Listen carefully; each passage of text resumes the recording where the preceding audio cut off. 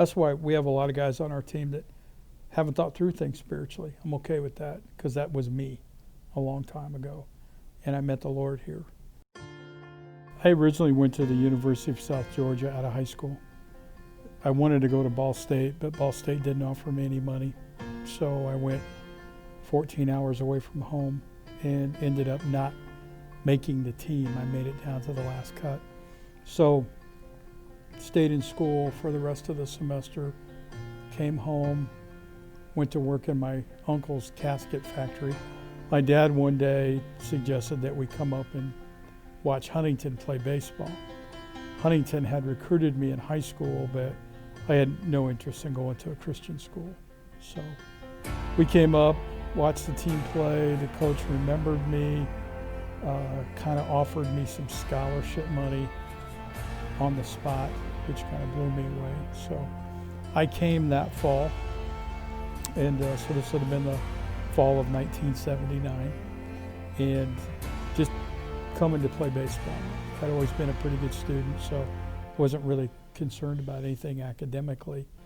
So after kill ball one night, two guys invited me to a Bible study, and I had no interest in anything spiritually, but I wanted to go to the Bible study because these were the two kind of big men on campus.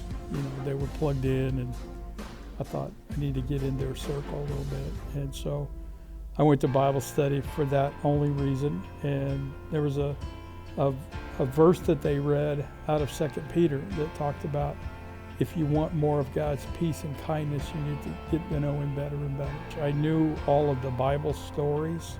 I mean, I'd heard of Jesus, but I didn't have a personal relationship with Him.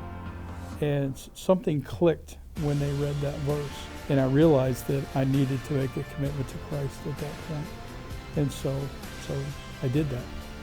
I used to teach a discipleship class at Emmanuel Community Church, and so I've done some discipleship things with guys. You know that we go to church, try to go to church once a month as a team. My ministry is kind of one-on-one with people. It gives me an opportunity to ask them, tell me what you thought of church. So it kind of allows me to begin a process of knowing them a little bit and what background they come from and that kind of thing. One kid met the Lord this fall so far on our team, and another young man made a recommitment. And those are the things that excite me. There's typically not a year goes by that I don't get an email or a phone call or a text from a former player that says, Coach, I didn't get it till today.